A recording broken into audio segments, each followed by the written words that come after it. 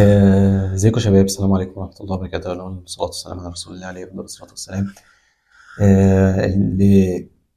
الكيمياء مش اللي هي أنت بتذاكر، مثلا لو أنت طلعت تانية ثانوي وبتذاكر، بدأت بتقول هبدأ أذاكر كيمياء، وبتبدأ مش هتفهم يعني بشكل كبير، لأن حضرتك فوتت كتير أو فوتت أساسيات كتير أوي في الكيمياء.